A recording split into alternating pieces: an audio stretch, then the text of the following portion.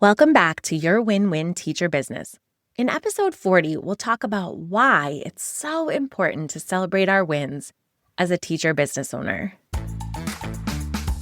You're listening to Your Win-Win Teacher Business, a podcast for teacher authors who want to make a big impact in the world for teachers and students and have fun doing it. I'm your host, Janice Cook, here with a pep talk to start your week off strong. Some seasons of running a business feel hard and sticky, but it shouldn't feel like that all the time. Let's make your business a win-win together.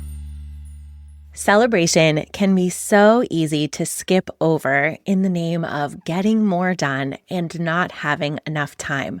But when we bake celebration routines into our business efficiently, they can really help us get more done and achieve our goals faster. Celebration is motivating. There's a reason that we use sticker charts with small children. There's a reason that we leverage countdowns. There's a reason we have award ceremonies. Celebration is something that works. I think as we become adults, we skip over celebration. And I don't think that's a good idea. We leverage celebration in our classrooms as teachers, and we leverage celebration as parents with our children. But do you leverage the power of celebration in your business? Motivation for those hard and sticky tasks on your desk as a business owner can't come from the dopamine of the dashboard alone.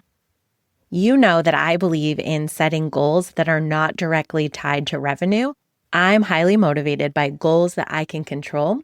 I will always bet on myself, and I know that I will show up and get the job done.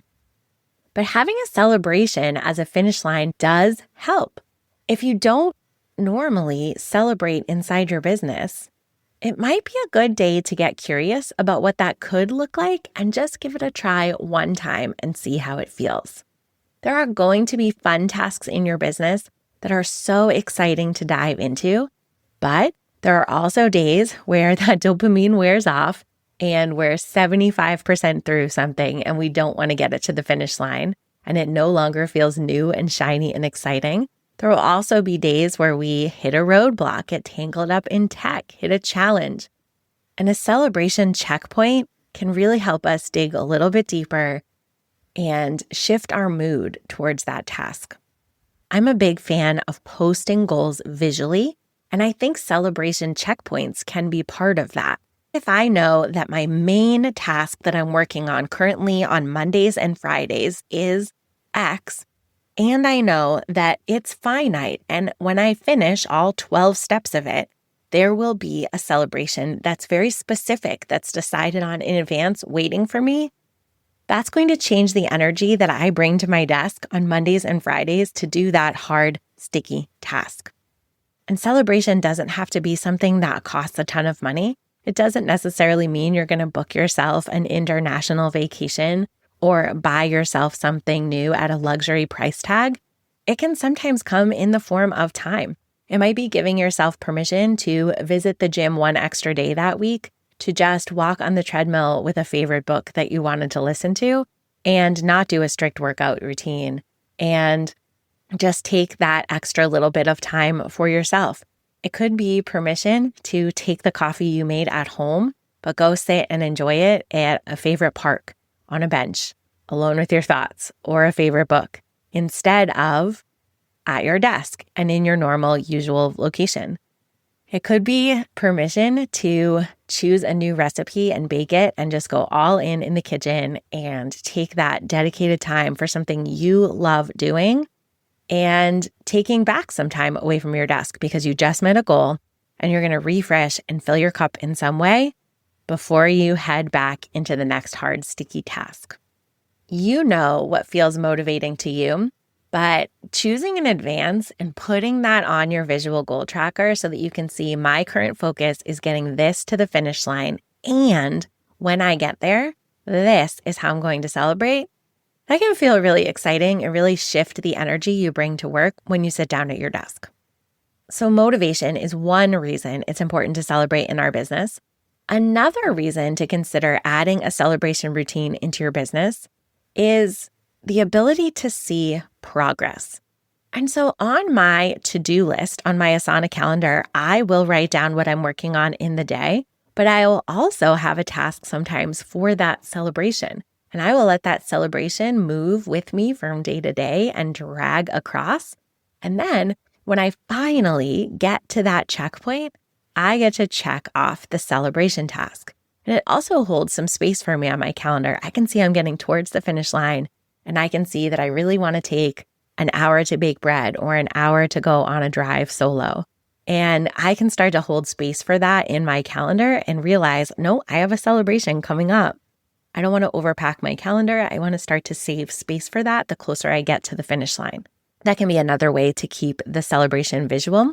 But my Asana calendar also tells the story of the past.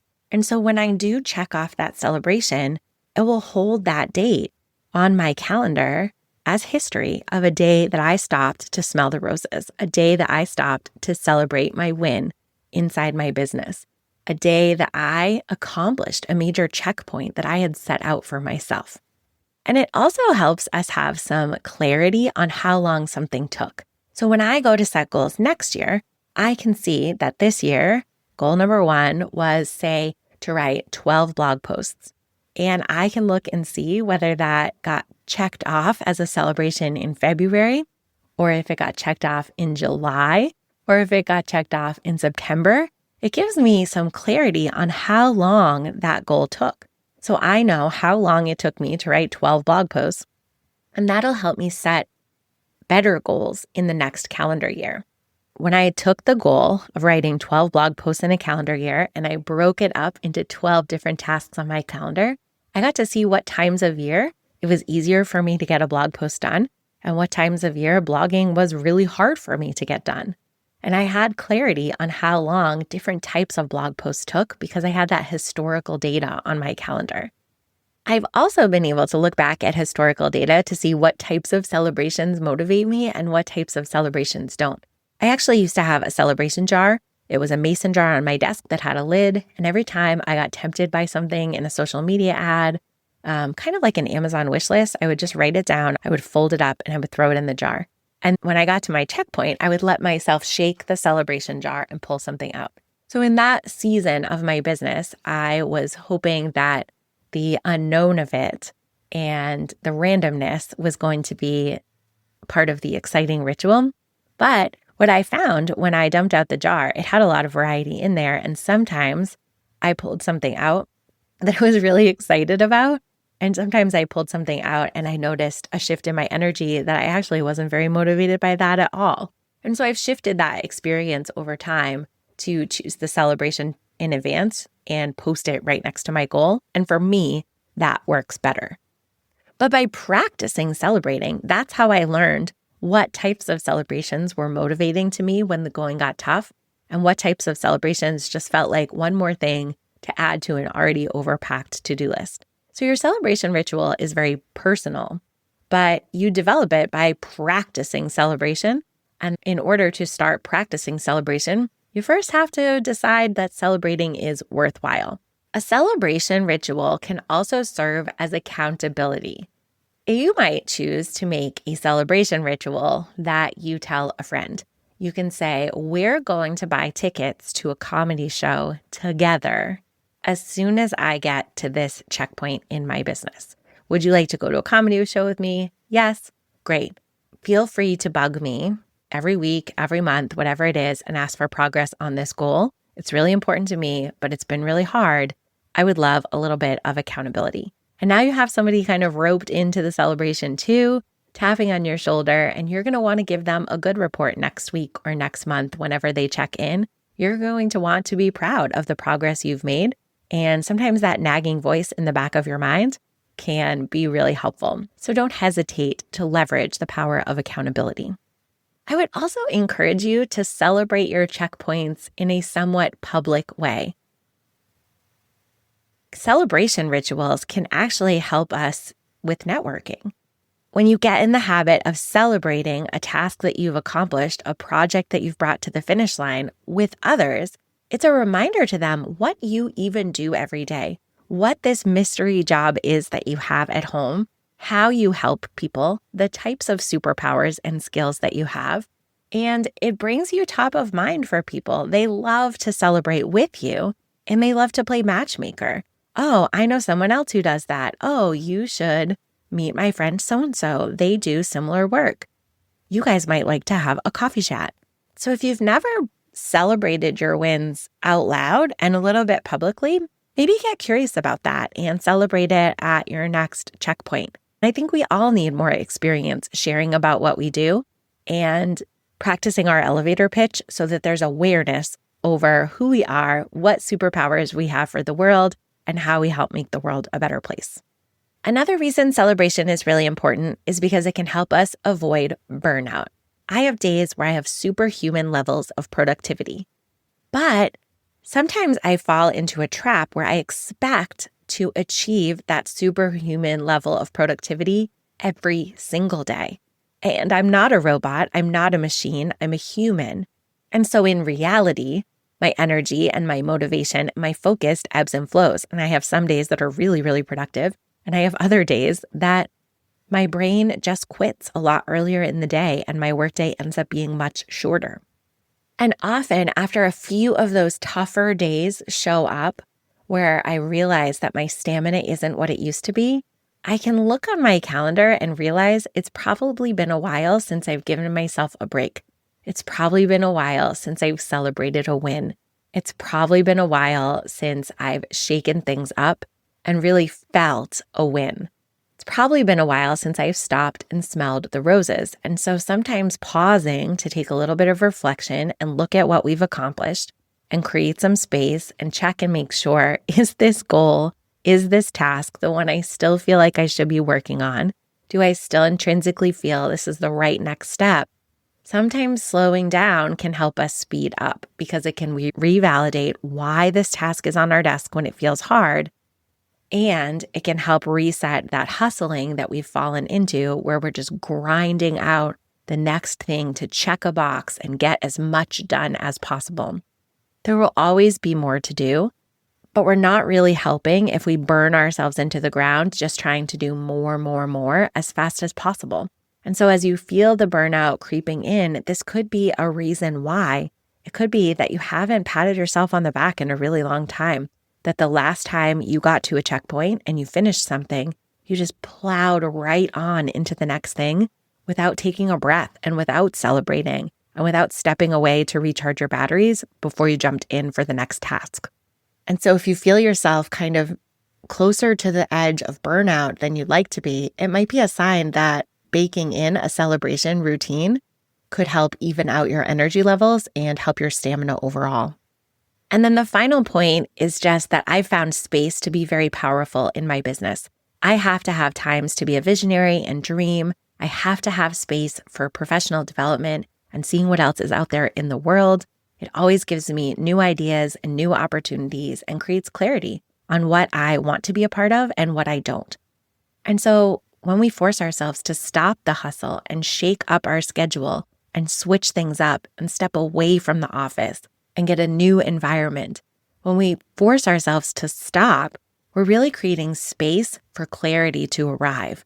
If you trend a little more extroverted, you might find yourself celebrating in community with others, sharing with others, networking, leaning into accountability, having a group experience, and that practice of reaching out to someone and saying, hey, this is specifically what I just finished in my business, and this is why I'm so pumped about it, and this is why it's so impactful for the world. That brings such clarity on why this task was on your desk and what goal you're working on right now, big picture. If you're someone who leans more introverted, you might find yourself choosing celebrations that look more like quiet time and space. And it's amazing when we actually just sit in our car and drink our coffee when it's hot, or take some time to sip a favorite beverage on a park bench where it's just quiet and we don't have any responsibilities and no one's interrupting us. It's amazing in that moment what types of ideas and inspiration and reflections can come on our heart. And they guide us towards the next step. And then we get to evaluate before we step into the next step. Does it align with what I'm really excited about? Am I excited about the next task on my desk? Or Did I just get a new perspective that makes me want to change up my game plan or my schedule or my plan of attack in some way?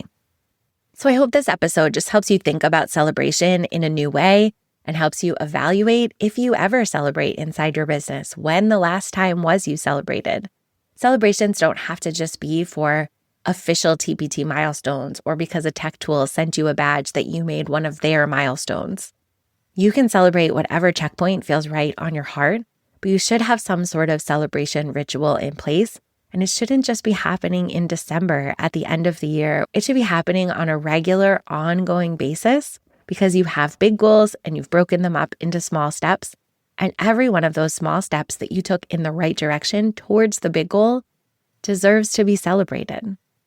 So as we wrap up this episode, I encourage you to think about one thing that you're currently working on and what specific celebration ritual could feel amazing when you finally get to that checkpoint. Can you put that celebration in a visual place so that you have the feeling of constantly working towards a physical finish line? And then just be curious about this ritual and see how it shifts your energy when you sit down to work for the day. This is a time of year where the TBT search bar might be a little slow and you might feel a little bit out of your normal rhythms and routines. And I think that's a great time to try out a new celebration routine and just try it on for size and be curious about how it shifts your energy.